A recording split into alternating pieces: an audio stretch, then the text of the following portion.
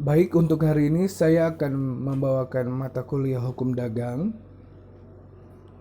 Ya, sebelum kita mempelajari hukum dagang, ya, yang lebih jauh, maka kita harus mengetahui sejarahnya terlebih dahulu.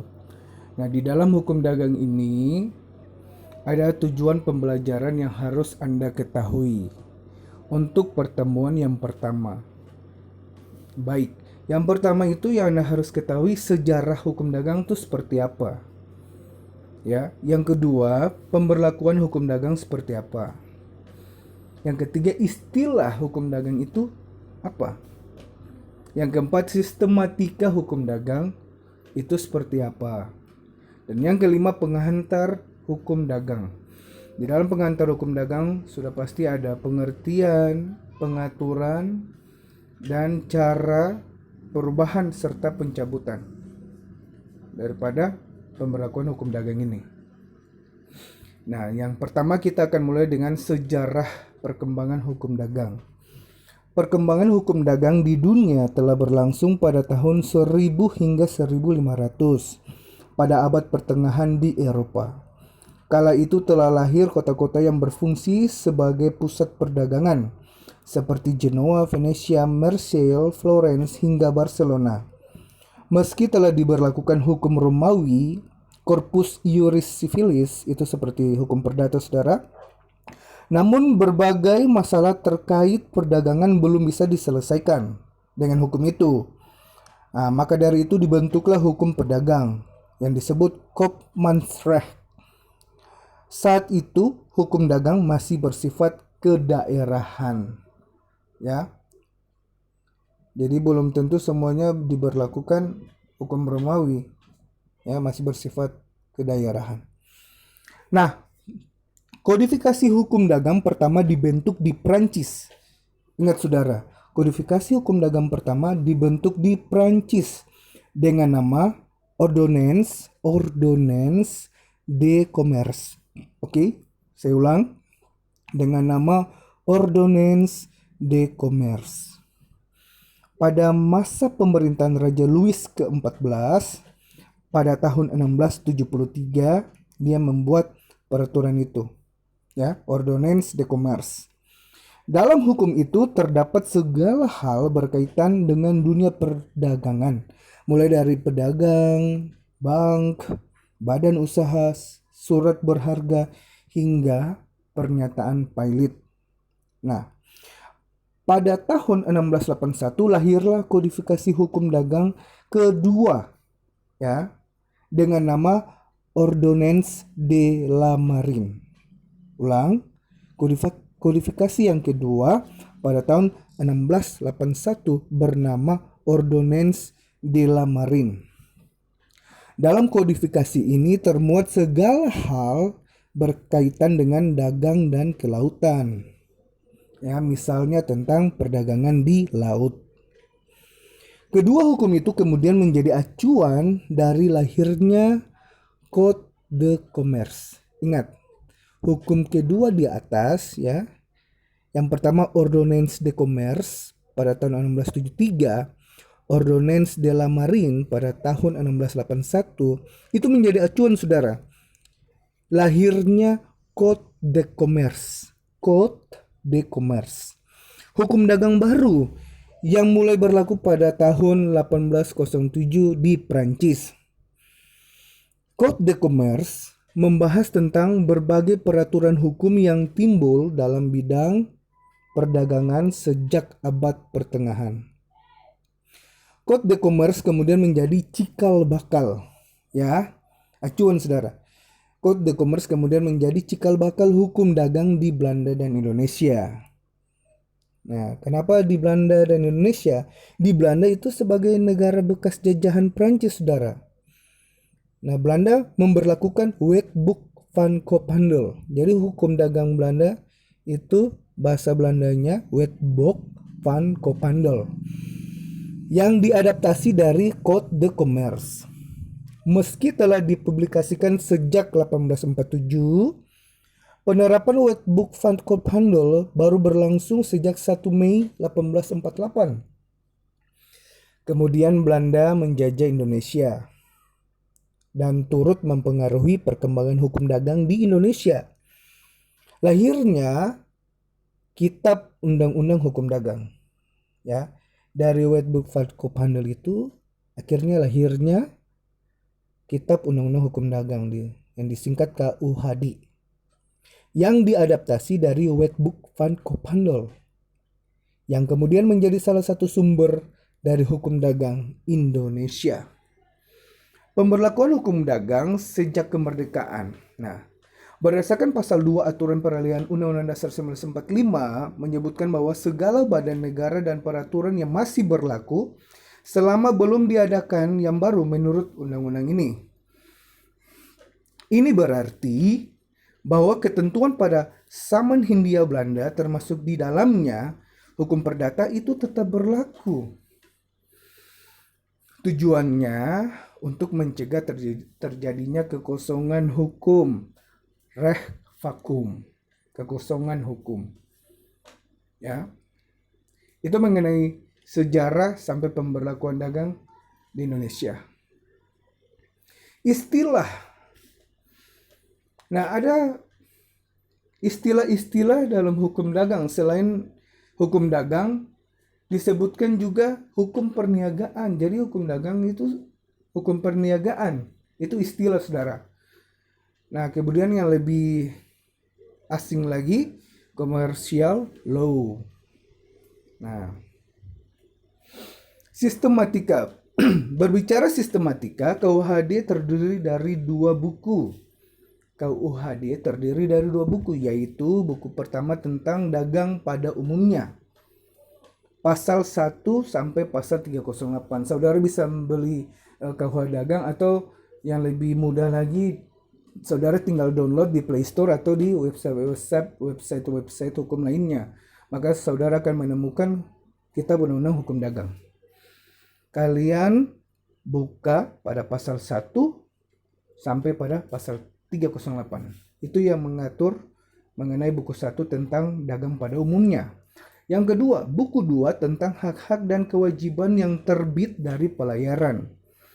Nah, itu diatur dalam pasal 309 sampai pasal 754. Ya. Jadi Kitab Undang-Undang Hukum Dagang itu terdiri dari dua buku. Buku pertama dan buku kedua. Ya. Nah, lanjut.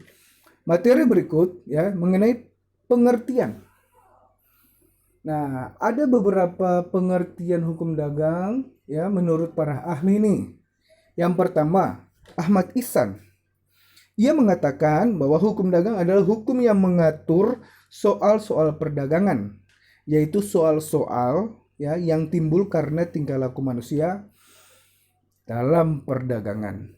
Jadi soal ya, masalah ya, tingkah laku manusia dalam perdagangan. Nah, sedangkan Volkmar Andrea mengemukakan bahwa hukum dagang atau Handelsrecht adalah keseluruhan dari aturan-aturan hukum mengenai perusahaan dalam lalu lintas perdagangan. Ya, sejauh mana diatur dalam kewarganegaraan dan beberapa undang-undang tambahan. Jadi Volkmar Andrea ini mengemukakan hukum dagang itu lebih condong ke perusahaan dalam lalu lintas perdagangan. Ya, sedangkan Purwosucipto mengemukakan hukum dagang adalah hukum perikatan yang khusus dari lapangan perusahaan. Ya, Purwosucipto mengemukakan hukum dagang adalah hukum perikatan, ya, yang khusus dari lapangan perusahaan. Kenapa sampai hukum dagang dikaitkan dengan hukum perikatan? Ya, karena di dalam hukum perikatan itu mengatur mengenai perjanjian, adanya hubungan timbal balik antara kreditur dan debitur, bahkan perusahaan satu dengan perusahaan yang lain, ya, bahkan perusahaan satu dengan perusahaan yang lain. Nah, maka di situ ada hukum perikatan, ya. Itu menurut Purwosucipto. Sedangkan menurut Van Haan Terus Behuis mengemukakan hukum perniagaan adalah rumpun. Ya, hukum perniagaan adalah rumpun kaidah yang mengatur secara memaksa perbuatan-perbuatan orang dalam perniagaan. Perniagaan secara yuridis berarti membeli dan menjual dan mengadakan perjanjian.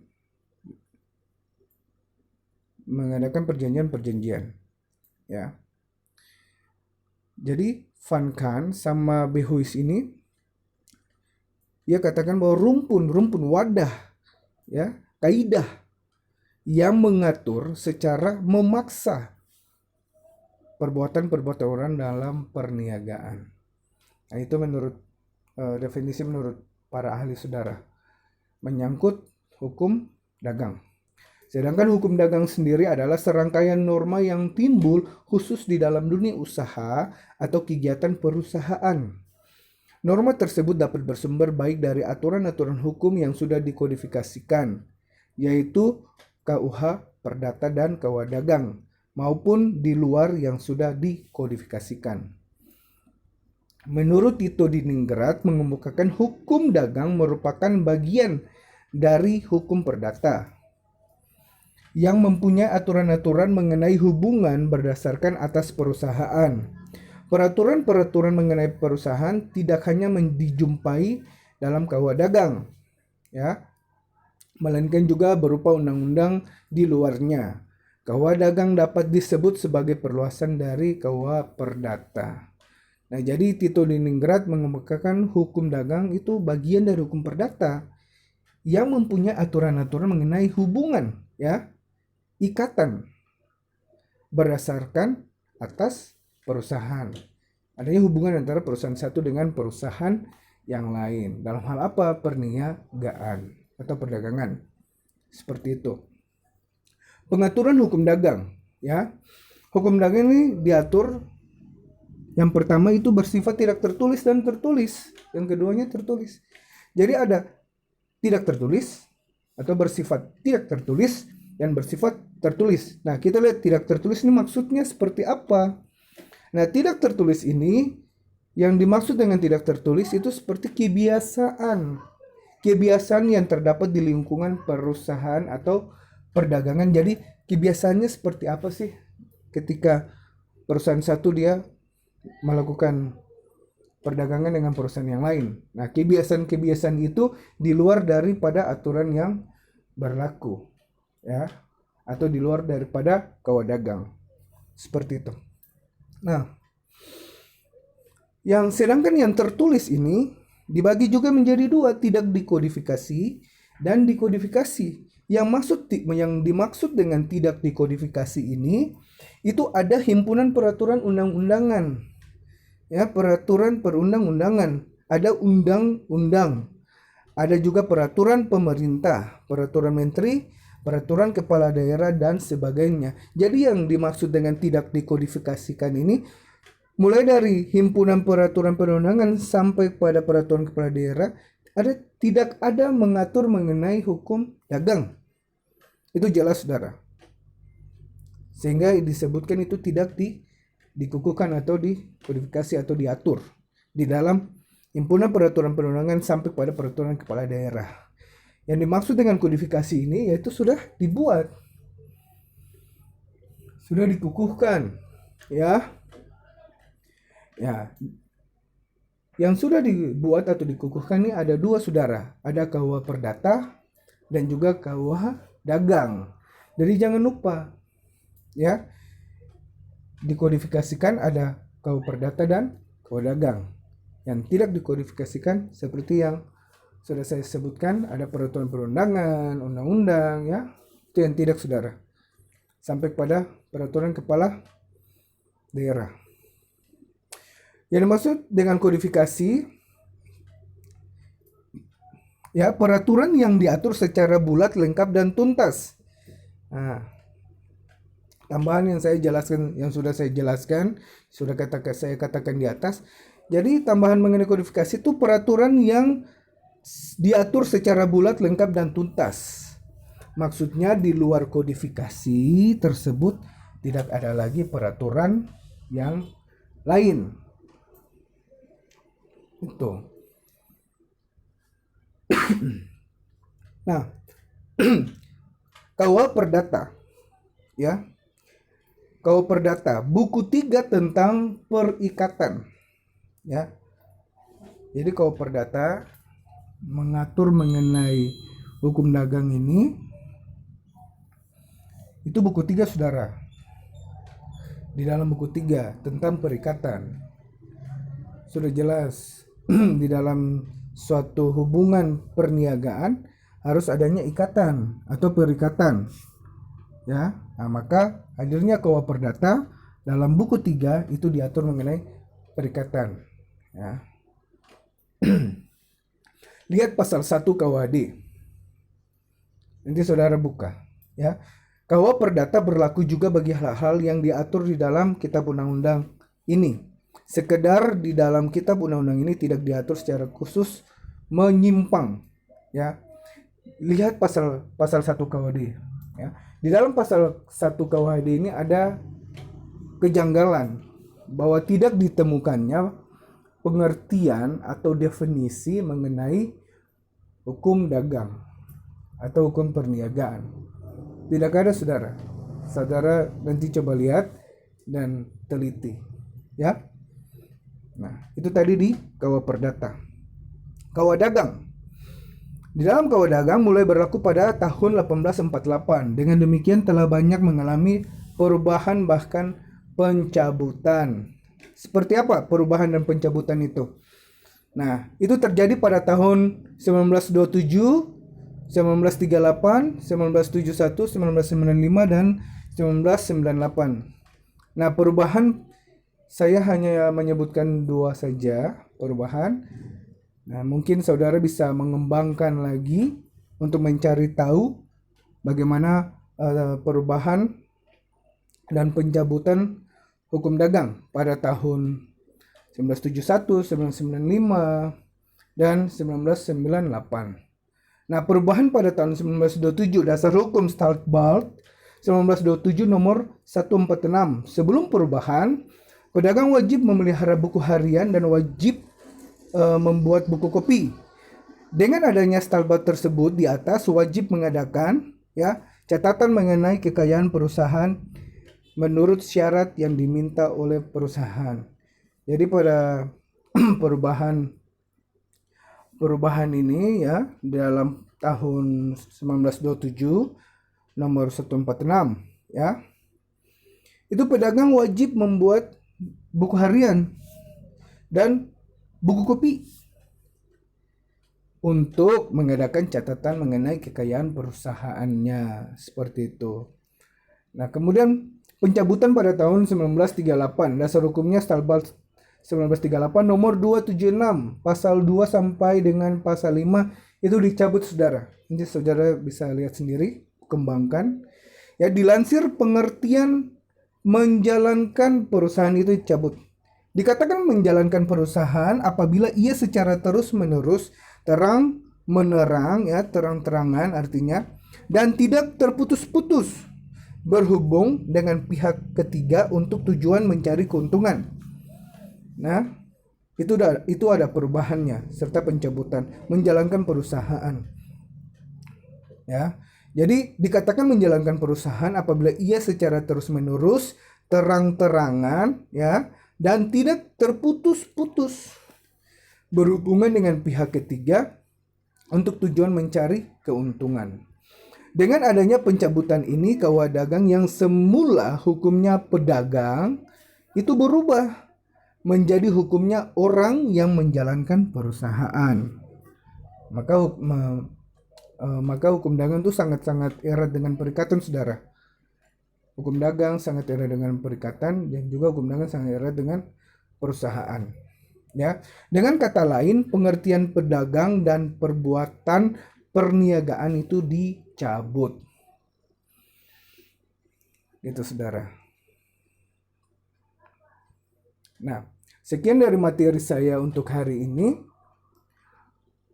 Silakan saudara simak, saudara dengar, ya, dan saudara kembangkan pemikiran saudara untuk mencari tahu lebih lagi mengenai hukum dagang, ya, sehingga saudara bisa pelajari dengan sendirinya, membangun pikiran-pikiran, ya, pemikiran-pemikiran yang baik, yang jelas mengenai hukum dagang.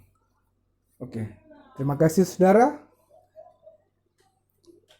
Sampai di sini dulu penjelasan saya untuk materi yang pertama.